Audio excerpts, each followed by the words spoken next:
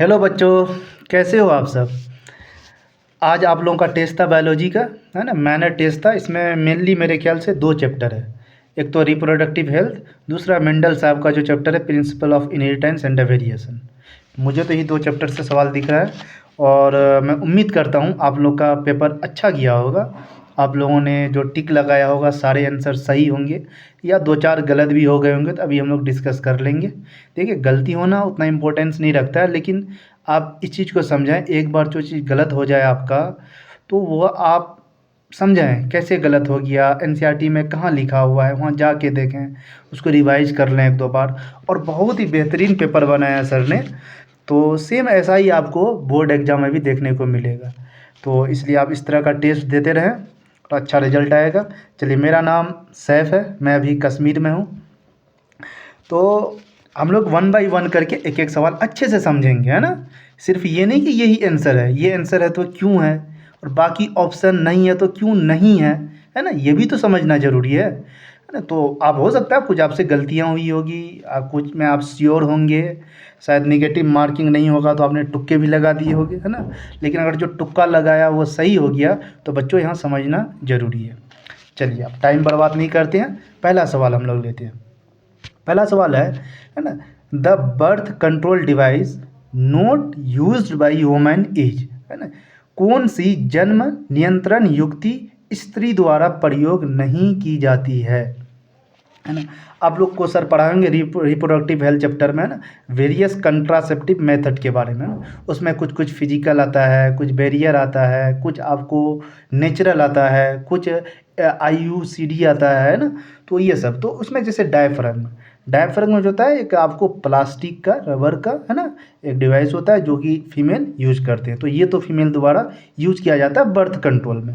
दूसरा बोलता है ओरल, अच्छा पोल्स नहीं, पोल्स ये प्रिंटिंग मिस्टेक होगा। ओरल पिल्स है ना। ओरल पिल्स मतलब जो टेबलेट वगैरह लेती है फीमेल लोग, है ना, बर्थ को कंट्रोल करने के लिए। तो ये भी तो फीमेल द्वारा यूज किया जाता है। तीसरा है निरोध। अच्छा, निरोध जो है ये आपको एक कॉन्डोम का ब्रांड है, मेल कॉन्डोम का, है ना। आप जब एनसीईआरटी पढ़ेंगे उसमें साफ लिखा हुआ है निरोध is a popular brand of condom used for male, है ना। तो मतलब ये तो पुरुष द्वारा यूज होता है, ऑप्शन सी। और हमसे यही पूछा इनमें से कौन सा स्त्री द्वारा प्रयोग नहीं की जाती है। तो पहला किया जाता है, दूसरा किया जाता है, तीसरा नहीं किया जाता। तो ये आंसर हो जाएगा। अच्छा, चौथा क्या, कॉपर टी। कॉपर टी है ना, इंट्रा यूटेरिन डिवाइस में आ जाता है कॉपर टी वगैरह। कॉपर टी भी दो तीन तरह का होता है, सर पढ़ाएंगे आपको। एक होता है कॉपर रिलीजिंग, एक होता है हार्मोन रिलीजिंग, है ना। तो ये सब, तो कॉपर टी भी फीमेल द्वारा यूज होता है। तो पहला का आंसर क्या हो जाएगा बताइए, ऑप्शन सी। चलिए आ जाते हैं, आई होप आपको समझ में आया होगा। दूसरा सवाल बोल रहा है the prenatal technique to determine the genetic disorder in gestation is called. जन्म से पूर्व भ्रूण जांचने की विधि क्या है। मतलब कि जब बच्चे माँ की कोख में होता है ना, गेस्टेशन पीरियड जो बोलते हैं 9 मंथ का होता है जनरली, आप सब पढ़े होंगे। तो इसमें जो होता है, अगर कोई किसी भी वो जो फ्यूटस होता है और उसमें कोई डिजीज आ जाए, कोई डिसऑर्डर आ जाए, उसको हम लोग कैसे करेक्ट करते हैं। तो उससे जो होता है ना बच्चों, तो वो जो फ्लूइड होता है जिसको बोलते हैं एमनियोटिक फ्लूइड। तो एमनियोटिक फ्लूइड को हम लोग बाहर निकाल के उसको अच्छे से एग्जामिन करते हैं, फिर देखते हैं हाँ अगर कोई डिसऑर्डर है, कोई डिजीज है, तो उसको कैसे करेक्ट किया जाए, फिर करेक्ट किया भी जाता है ना। तो इस प्रोसेस को बोलते हैं एमनियोसिंथेसिस, है ना। तो इस ये देखिए आप किस में है, ऑप्शन ए में है। तो ऑप्शन ए इसका क्या हो जाएगा, सही आंसर हो जाएगा। चलिए नेक्स्ट। अच्छा, ये दूसरा ऑप्शन एब्सटीनेंस। एब्सटीनेंस मतलब जैसे कि पीरियोडिक एब्सटीनेंस, वहाँ से रिलेटेड है। तो ये तो एक बैरियर मेथड है, ये नहीं होगा। लेप्रोस्कोपी बच्चों इसके मदद से हम लोग नहीं करते, इससे मदद से हम अलग डिसऑर्डर वगैरह का पता करते हैं। एक होता है क्वाटस इंटरेप्टस। अच्छा, क्वाटस इंटरेप्टस जो होता है ये भी एक बैरियर मेथड, नेचुरल मेथड माना जाता है ना बर्थ कंट्रोल का। तो इसका आंसर जो होगा, सवाल नंबर 2 का आंसर जो होगा वो होगा ए, एमनियोसिंथेसिस। क्लियर है। अच्छा, अगर आपको कोई डाउट हो जाए, कोई सवाल पूछना हो तो आप मुझसे कमेंट में पूछ सकते हैं बेझिझक। आप अपने सर से भी डिस्कस कर सकते हैं ना, आपको जैसा सुविधा हो। कल जाके आप सर से डिस्कस कर सकते हैं, अगर अभी पूछना हो तो आप कमेंट में पूछ सकते हैं, एज यू विश, आपकी मर्जी। चलिए नेक्स्ट, तीसरा सवाल है प्रोजेस्ट्रॉन इन दी कॉन्ट्रासेप्टिव पिल्स। गर्भ निरोधक में प्रोजेस्ट्रॉन का होना जो होता है वो क्या करता है मेनली, है ना, प्रोजेस्ट्रॉन।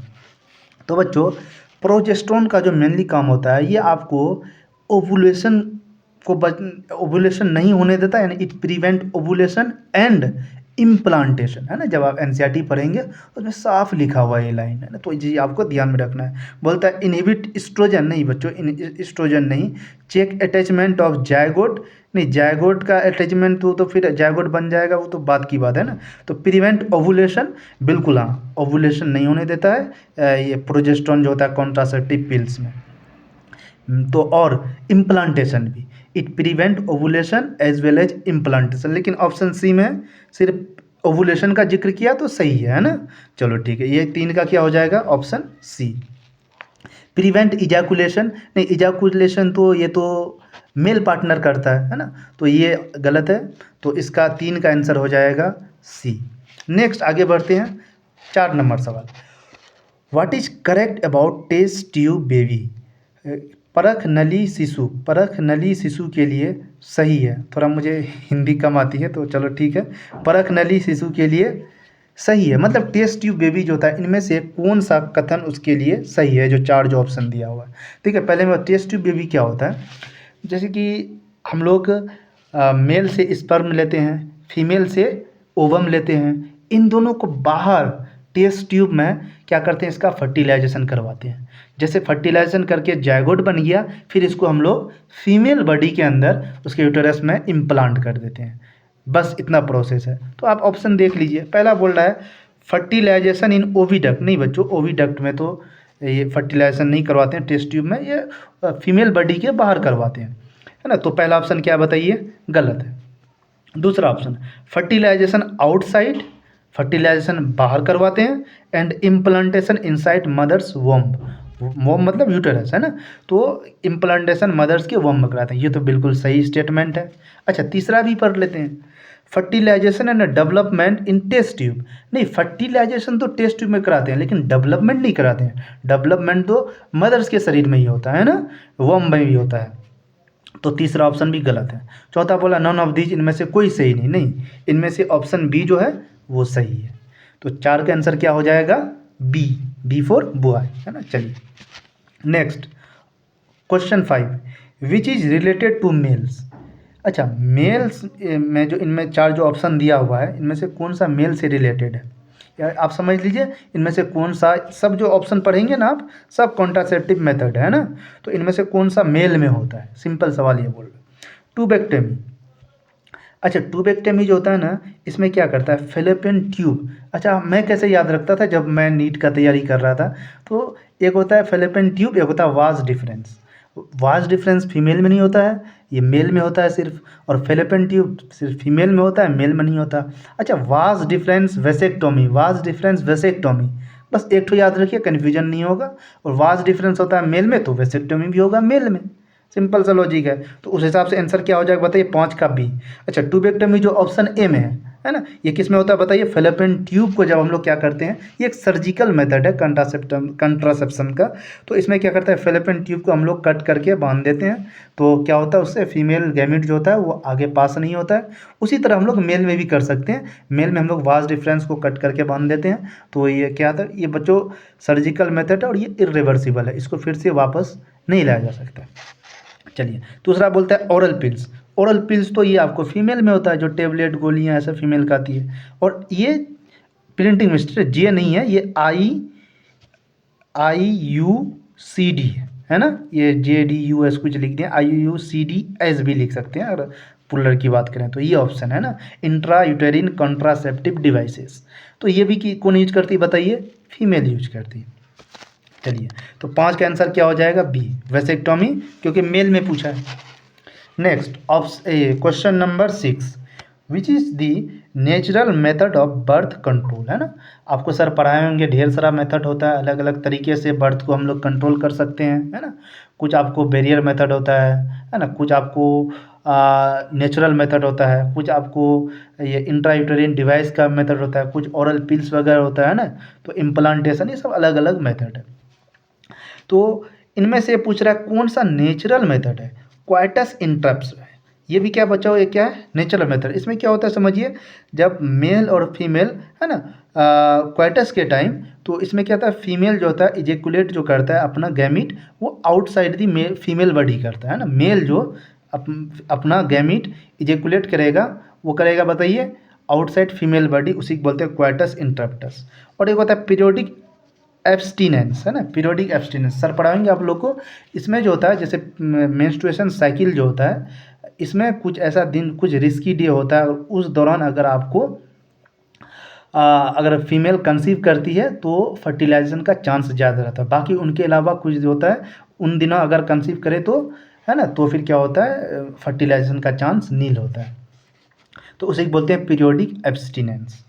तीसरा लैक्टेशनल एमनेरिया, है ना। लैक्टेशनल एमनेरिया क्या हो बच्चों, जैसे बर्थ के बाद जो मदर जो होता है अपने बेबी को जो फीड करती है ना, तो उसमें बर्थ के लगभग 6 मंथ तक अगर फर्टिलाइजेशन नहीं होता है, मेंस्ट्रुएशन साइकिल क्या होता है, नहीं होता है, तो ये भी क्या है बताइए, एक नेचुरल मेथड है। नेचुरल मेथड मतलब आप ये समझिए कोई भी बाहरी पदार्थ का आप यूज नहीं कर रहे हैं, है ना, कोई भी आर्टिफिशियल चीज़ का इस्तेमाल नहीं कर रहे हैं, नेचुरल तरीके से ही आप बर्थ को कंट्रोल कर सकते हैं, तो इसी को बोलते हैं बच्चों नेचुरल मेथड। क्लियर है? चलिए, तो इसका आंसर क्या हो जाएगा बताइए, ये तो सारा ही नेचुरल मेथड है, तो option D will be the correct answer. तो आ जाते हैं नेक्स्ट में question number 7। Surgical method in remove of testis is known as, है ना। देखिए बच्चों कंफ्यूज नहीं कीजिएगा, कभी कभी ऑप्शन में आपको ऐसा दे दे, अच्छा इसमें भी दिया हुआ है ना, ये आपको वेसेक्टोमी दिया हुआ, वेसेक्टोमी नहीं होगा। वेसेक्टोमी में हम लोग टेस्टिस को रिमूव नहीं करते हैं, हम लोग वेसेक्टोमी में क्या करते हैं, हम लोग का वास डिफरेंस जो होता है मेल का, तो वास डिफरेंस को कट करके उसको टाइट कर दिया जाता है। लेकिन टेस्टिस जहाँ पे स्पर्म बनता है, जहाँ पे मेल गैमीट बनता है, अगर उसी को निकाल दिया जाए सर्जरी से, है ना, तो उसको हम लोग बोलते हैं कास्ट्रेशन। क्या बोलते हैं बच्चों, कास्ट्रेशन। अच्छा पहला क्या बोलता है, ट्यूबेक्टोमी। ट्यूबेक्टोमी तो किस में होता है बताइए, ये आपको फेलोपियन ट्यूब को जब हम लोग कट कर देते हैं, बांध देते हैं ताकि फीमेल गैमीट आगे पास ना हो, तो इसको बोलते हैं ट्यूबेक्टोमी। इसमें कुछ भी हम लोग टेस्टी से रिलेटेड तो ये है ही नहीं, ये तो फीमेल से रिलेटेड है। दूसरा वैसेक्टोमी, वैसेक्टोमी टेस्टी से रिलेटेड नहीं है, इसमें हम लोग स्पर्म से रिलेटेड, स्पर्म को हम लोग आगे पास नहीं होने देते हैं।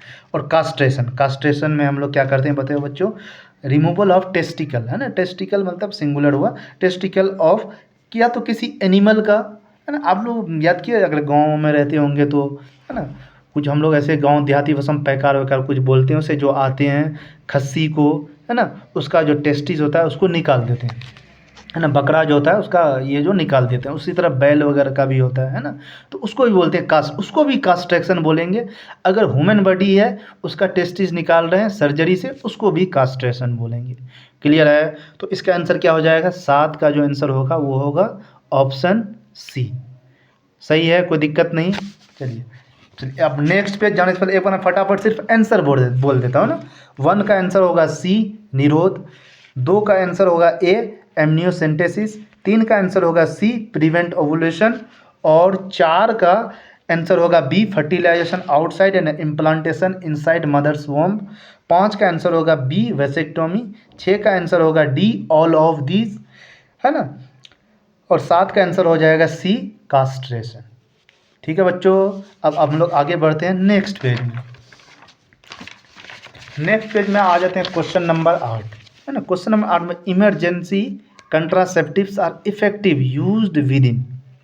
देखो बच्चों कभी कभी अब है ना एनसीईआरटी जब आप पढ़ोगे उसमें साफ लिखा हो, ऐसी कभी कभी ऐसा केस आ जाता है, अनयूजुअल केस, अनवांटेड केस, है ना, जब आप कंसीव करना नहीं चाहते हैं, बाय द वे हो जाए, है ना, बहुत सारा उसका रीज़न होता है। तो उसको रोकने के लिए आप कंट्रासेप्टिव पिल्स वगैरह, इमरजेंसी कंट्रासेप्टिव यूज करोगे तो, या IUCD भी यूज किया जाता है, तो कितने घंटे के अंदर यूज करें कि फीमेल जो होगा वो प्रेग्नेंट नहीं होगी या फिर फर्टिलाइजेशन नहीं होगा। तो इसका जो होता है 70 with in 72 hours of coitus, है ना, क्वाइटस जो होता है ना, तो क्वाइटस के अगर 72 घंटे के अंदर तक अगर आप इमरजेंसी कंट्रासेप्टिव यूज करते हैं तो फर्टिलाइजेशन नहीं होगा, है ना, सॉरी, फर्टिलाइजेशन बाद भी हो भी जाए तो प्रेग्नेंट नहीं होगी। चलिए, तो इसका आंसर क्या हो जाएगा 8 का डी हो जाएगा, क्योंकि पहला हम बोलता है 72 आवर ओवुलेशन नहीं, मेंस्ट्रुएशन नहीं, इम्प्लांटेशन नहीं, क्वार्टर्स, है ना, एनसीईआरटी पढ़ेंगे तो उनका ये लाइन है। नेक्स्ट क्वेश्चन में आ जाते हैं। Question number 9, sexually transmitted disease is, अच्छा इनमें से कौन सा सेक्सुअली ट्रांसमिटेड डिजीज है? पहला ऑप्शन है गोनोरिया, हाँ ये तो है, बिल्कुल सही है। मैं भी आपको एक ट्रिक भी बताऊंगा कैसे आप याद रखेंगे कौन कौन सा सेक्सुअली ट्रांसमिटेड डिजीज है। और दूसरा बोलता है टाइफाइड।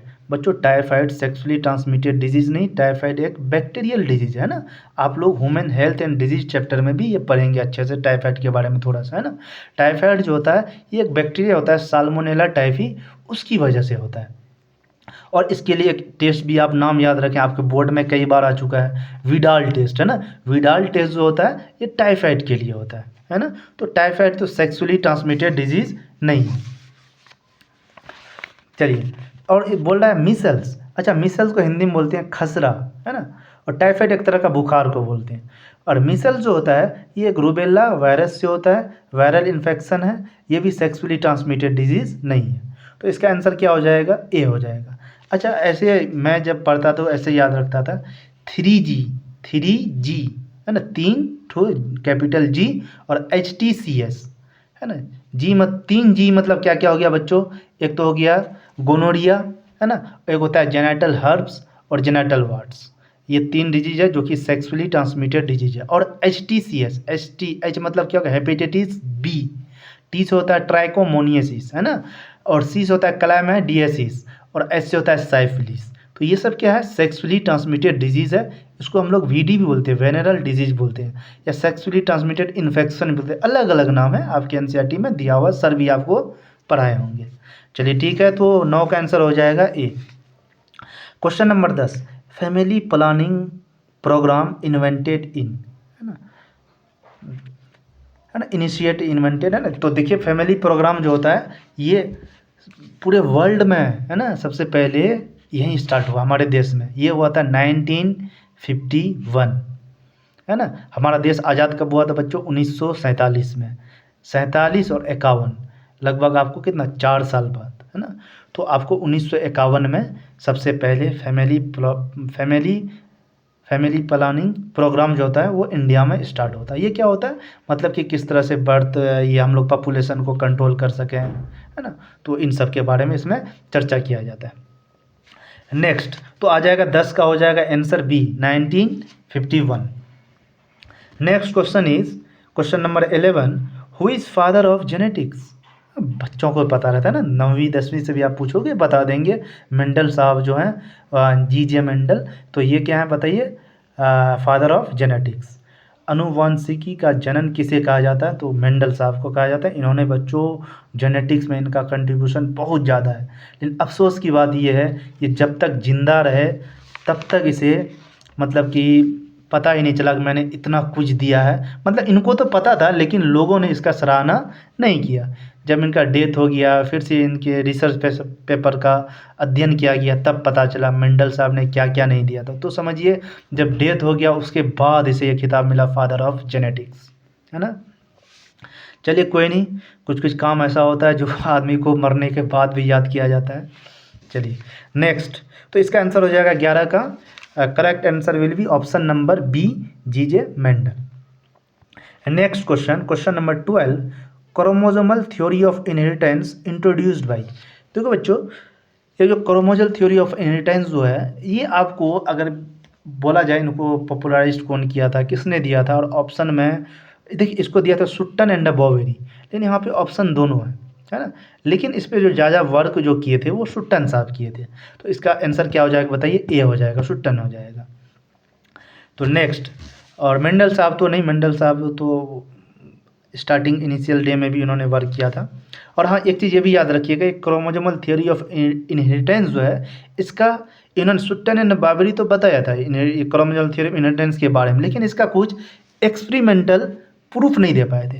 इसका एक्सपेरिमेंटल वेरिफिकेशन या experimental proof of chromosomal theory of inheritance पूछे तो आंसर जाएगा बच्चों मॉर्गन, है ना, TH मॉर्गन।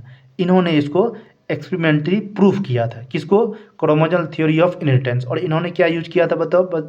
इन्होंने फ्रूट फ्लाई यूज किया था ना, ड्रोसोफिला मेलानोगास्टर। चलिए next question number 13, male heterogamy is. अब मेल हेट्रोगमी, फीमेल हेट्रोगमी है ना, आप पढ़े होंगे, इसमें सेक्स डिटर्मिनेशन एक टॉपिक है आपके चैप्टर में, तो उसमें आप पढ़े होंगे।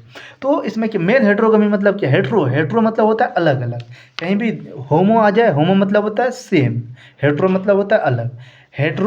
गैमिटी है ना, हेट्रोगैमिटी मतलब गैमिट से रिलेटेड, मतलब कि अब मेल की बात कर रहा था, मेल में जो गैमिट होता है वो अलग अलग हो। जैसे हम लोग बच्चों मेल हेट्रोगेमी है, और एक्सक्यूज़ मी, अगर हम लोग ह्यूमन की बात करें, तो हम लोग अगर मेल की बात करें तो मेल हेट्रोगेमी है। क्यों? क्योंकि मेल में एक एक्स होता है, एक वाई होता है, एक्स वाई तो अलग अलग है, तो मेल हेट्रोगेमी है। वहीं फीमेल की बात करें तो फीमेल में जो सेक्स क्रोमोसोम होता है वो सिर्फ एक्स एक्स होता है, तो एक्स एक्स तो सेम गैमीट है, तो इसको हम लोग बोल देंगे फीमेल होमोगेमी। क्लियर है? तो अब देखिए ऑप्शन पढ़ लिया, डिफरेंट गैमिट इन फीमेल। जब मेल पूछ लिया तो फीमेल का जिक्र क्यों करें? तो ऑप्शन ये गलत है। ऑप्शन बी बोला डिफरेंट गैमिट्स इन मेल, बिल्कुल सही बात है। तीसरा ऑप्शन बोल रहा है both male and female produce gamete, नहीं फीमेल का तो जिक्र ही नहीं, पहले ही वो मेल बोल दिया है, तो हम मेल का ही सोचेंगे। तो ऑप्शन थर्ड भी गलत है, नन ऑफ दिस तो होगा नहीं, क्योंकि ऑप्शन बी सही है हमारा। तो आंसर क्या हो जाएगा 13 का? 13 का आंसर हो जाएगा बी। क्लियर है? आगे बढ़ें। चलिए आ जाते हैं आप, the phenotypic ratio in a dihybrid cross. बच्चों बहुत इंपॉर्टेंट रेशियो है, 4 रेशियो तो आपको याद होना ही चाहिए, है ना। इसके अलावा भी होता है, लेकिन वो आपके एनसीईआरटी में नहीं दिया हुआ और उतना इंपॉर्टेंट भी नहीं है।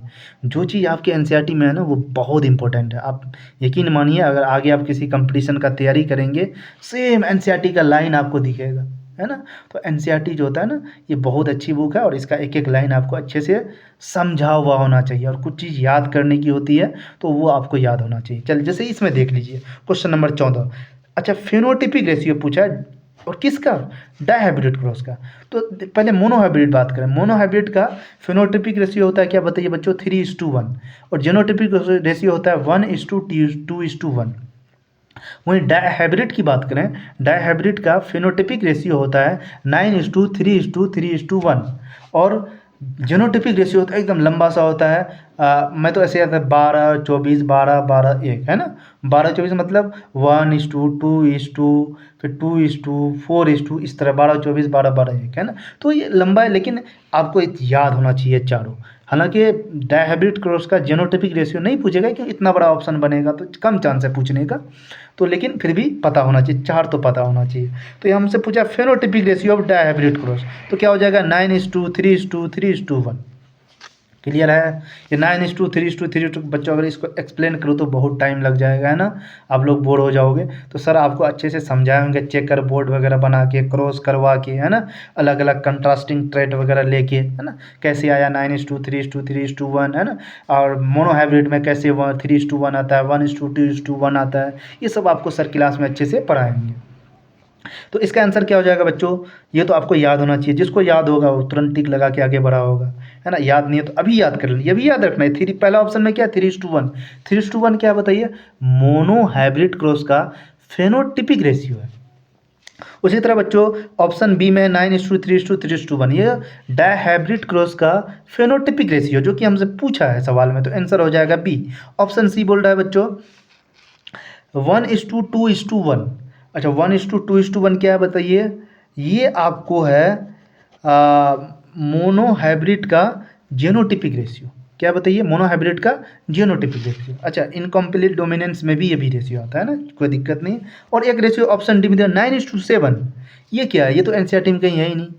तो आप चाहे तो याद रख सकते हैं, आपकी मर्जी, है ना। अच्छा, आपकी मर्जी मतलब याद नहीं भी रहे तो कोई भी दिक्कत वाली बात नहीं है, ज़्यादा चांस है, 99% चांस है आपके एग्जाम में नहीं आएगा। फिर भी ऐसे याद रखना हो तो आप याद रख सकते हैं, कंप्लीमेंट्री जीन रेशियो, है ना। कंप्लीमेंट्री जीन रेशियो जो होता है वो होता है 9:7। याद हो तो अच्छी बात है, नहीं हो तो भी अच्छी बात है, कोई दिक्कत, लेकिन हाँ ये तीनों याद होना चाहिए। तो 14 का, है ना, आंसर जो हो जाएगा ऑप्शन बी। क्लियर है? अब आगे बढ़ते हैं बच्चों, क्वेश्चन नंबर 16। क्वेश्चन नंबर 16 में इन विच स्टेज डज, डोज नहीं बच्चों, ये डज होगा, है ना, प्रिंटिंग मिस्टेक है ये, सर जिसे प्रिंट करने दिए होंगे उनसे मिस्टेक हो गया होगा। Does crossing over take place, मतलब कि, अच्छा सॉरी मैं हिंदी में नहीं पढ़ रहा हूँ, है ना, तो आप लोग के साइड में लिखा हुआ हिंदी में आप लोग देख लीजिएगा, मुझे अभी याद आया, मैं अभी पढ़ूंगा, है ना। In which stage does crossing over take place, crossing over किसके बीच होता है, मतलब ये जो आप लोग पढ़े होंगे ना 11th का है, ये मेनली जो है ना ये 11th में पढ़ाया जाता है। Cell cycle and cell division नाम का एक चैप्टर है बच्चों, उसमें हम लोग म्योसिस पढ़ते हैं, म्योसिस फर्स्ट का 5 स्टेज होता है ना, लेप्टोटीन, जाइगोटीन, पैकेटिंग, है ना, डिप्लोटीन, डाइकाइनेसिस। तो इसमें हम लोग डिटेल में पढ़ते हैं उसमें क्या क्या होता है। तो इनमें हम लोग पूछा है सर क्रॉसिंग ओवर उनमें से किस में होता है, तो पहला ऑप्शन बोला बच्चा बोलता है ये लेप्टोटीन। बच्चों लेप्टोटीन में जो होता है ना क्रोमोसोम कॉम्पैक्ट होता है, तो इसमें आपको क्रॉसिंग ओवर नहीं होता है। दूसरा बोल रहा है बच्चों जाइगोटीन, जाइगोटीन में क्या होता है ना क्रोमोसोम का पेयरिंग होता है, और इसमें एक होता है साइनेप्टोनेमल कॉम्प्लेक्स, तो साइनेप्टोनेमल कॉम्प्लेक्स भी इसी में बनता है, किस में बताइए, जाइगोटीन में। और बाइवेलेंट और टेट्राड जो होता है इसमें बनता है, लेकिन क्लियरली नहीं दिखता है, क्लियरली वो नेक्स्ट स्टेज में दिखता है। तो ये क्या है बच्चों, जाइगोटीन तो आंसर नहीं होगा क्योंकि हमसे पूछा है क्रॉसिंग ओवर। अच्छा डायकाइनेसिस बोल रहा है ऑप्शन सी में, डायकाइनेसिस नहीं होगा, डायकाइनेसिस क्योंकि टर्मिनलाइजेशन ऑफ काइजमाटा जो होता है ये होता है डायकाइनेसिस में। हाँ पैकेटिन में होता है क्रॉसिंग ओवर। ये बच्चों ये सब पूरा आपको याद होना चाहिए, लेप्टोटीन में क्या होता है, जाइगोटीन में क्या होता है, डायकाइनेसिस में क्या होता है, पैकेटिन में क्या होता है ना। तो हमसे क्रॉसिंग ओवर पूछा, तो क्रॉसिंग ओवर किस में होता है बताइए, पैकेटिन में। आंसर क्या हो जाएगा, डी। बहुत इंपॉर्टेंट है बच्चों, इस चीज़ को आप याद रखें अच्छे से।